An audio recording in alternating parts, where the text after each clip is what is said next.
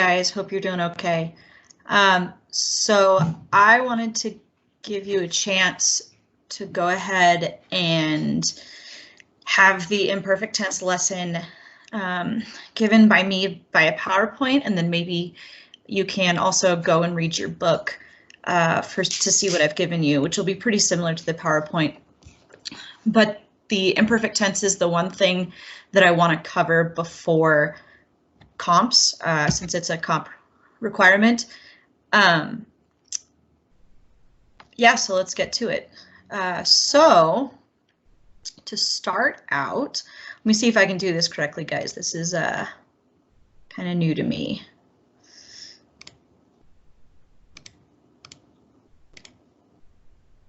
Okay, so I'm going to go ahead and go into the PowerPoint, and let me start it here. Thanks for your patience, guys. I appreciate it.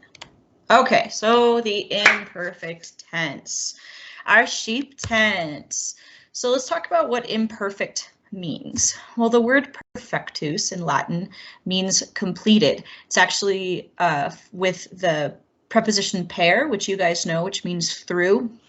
And then fectus is changed from the last principal part of facio, facere, feci, factus, which means to do. So it literally means all the way through doing.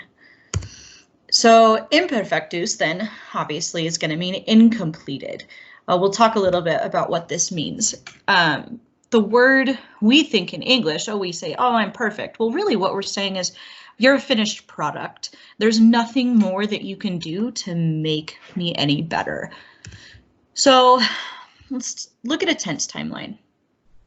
So the blue is going to be our present tense. Let's talk about now. So present tense is an ongoing or repeated action occurring now, or it can also be a simple stated fact. This is the tense that we have been learning since the beginning of 5th grade. We are going to use the verb to eat right now, just as an example verb. And we, remember, can translate the present tense 3 different ways. I can say I am eating, she is eating, they are eating. So am, is, are eating, and that's our ongoing action.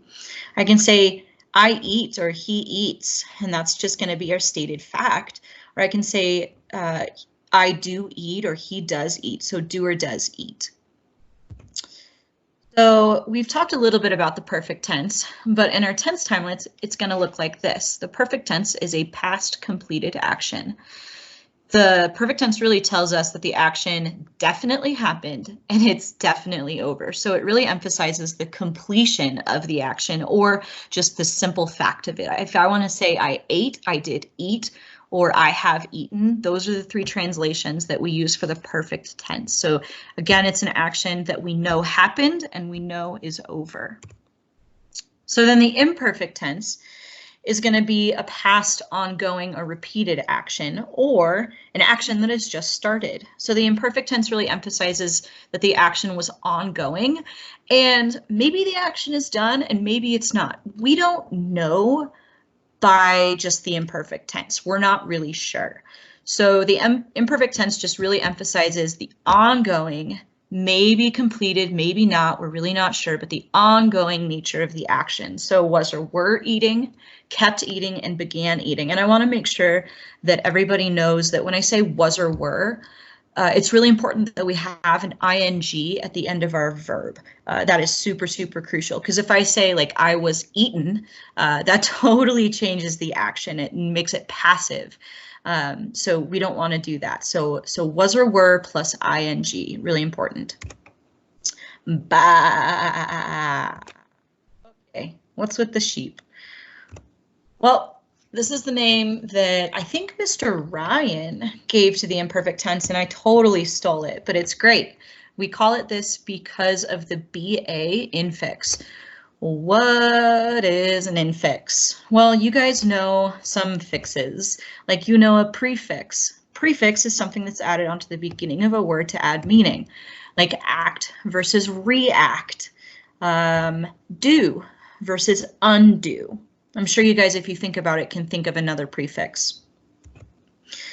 You also know suffixes. A suffix is something added onto the end of a word to add or change the meaning. So ed, like past tense, like jumped, wiped, kissed. Ed is going to be a suffix. Ing, eating, hitting, spitting, reading.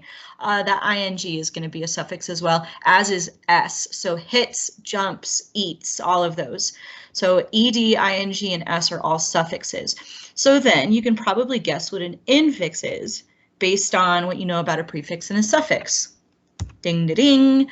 An infix is something that's added not to the beginning and not to the end, but to the middle of a word to add or change the meaning. Well, folks, English doesn't have infixes, but Latin does, and actually a lot of other languages do. So you guys know the present tense verb amat, he, she, loves. So an example of an infix is this BA. Check it out. We split up the stem from the ending and we take BA and insert it right in the middle of the word. It just snuggles right in there. So ama is the stem, BA is our infix, and T now is our suffix. And so what we've done by adding that BA in there is we've changed it from present tense, he loves, to imperfect tense, past ongoing, he or she was loving. So yeah, as I think you've probably seen by now, there are 3 ways to translate the imperfect tense. Was or were blanking, like the students were listening. Kept blanking, like the students kept listening. And began blanking, like the students began listening. We actually have another way that we can translate this, and we could say used to as well. So used to is actually a 4th translation, but these are the 3 main ones. The way that you decide which way to translate an imperfect verb is context. You look and see what the sentence around it is saying, and based on that, you decide which way you want to translate a verb. Sometimes there's a really right way to do it, and really one way that works, and other times you could kind of use several of these and it becomes up to you. So it becomes your choice, and you just really need to use your common sense and make the sentence make good, coherent English. So the formation, it starts out just like our present tense starts out. You go to the second principal part, and you can probably guess what you do next. You cut off that RE. And then here, we're going to add BA with a macron plus our endings. Now, the times where the macron doesn't show up, like in bomb right here, and bot and bont, is because if you remember, our macron praedones are M, T, and NT. And so when those letters end our word, they steal that macron from the letter that they're touching. So MT and NT stole our macrons, but bos, bomus, and botus didn't. And look, remember about our macron thieves, right? M is a macron thief, but M can only steal a macron if it ends the word. If it can run away with that macron, then it'll take it. But if it can't run away, it can't take that macron. So the way this looks is actually super simple. So if you look at our first conjugation verb, we're just going to start with an RA verb, rogo, rogare. So we go to that second form. I've cut off that RE. And we're going to add bom, bos, bot, bomus, botus, bont. So rogabom, rogabos, rogabot, rogabomus, rogabotus, rogabont. Second conjugation, same song as the first. Sedeo, sedere. We're going to cut off that RE. We're going to add bom, bos, bot, bomus, botus, bont. So it becomes sedebom, sedebos, sedebot. Sedebamus, sedebatis, sedebant. Now, third conjugation, same verse is mito, mitere. We're just going to cut off that RE from the second form. So our stem is mite. We're going to add bombos, bot, bomus, botus, bont. Now, if you notice, take a look at this vowel that directly precedes the BA. What do you notice about it every time? Whoops. Uh-oh. Well, what you should have noticed is that the vowel before the BA always gets a macron. So B B just gives out macrons, and on either side of the B, there's always going to have a macron. So the formation of IO verbs is where it changes. IO verbs become iebam, iebas, iebat. So if we have a third IO verb, remember that's IO ere, like yakio yakare, yaki yaktus. When we cut off that RE, it's just not going to be yakebam, it's going to be yakiebam, yakiebas, yakiebat, yakiebamus, yakiebatis, yakiebant. So third IO is an IO verb. Well, fourth conjugation, if you remember correctly, it's been a while, but fourth conjugation is also an IO verb. So this is also going to be audiebam. The biggest mistake is I get people who do audibam, audibas, audibat. But remember, we need ie. So it's got to be audiebam, audiebas, audiebat, audiebamus, audiebatis, audiebant. So don't forget, IO verbs become ieba. Now, there's one more big thing that we have to talk about before we go into our worksheet, and that is the fact that sum esse fui futuros does not have a BA. This is really important. It's not esse bam. I see a lot of people do that where they want to go to the second form, right? And they want to maybe cut off the RE, but here they cut off the SE and it becomes esse bam. Well, that's not what we want to do.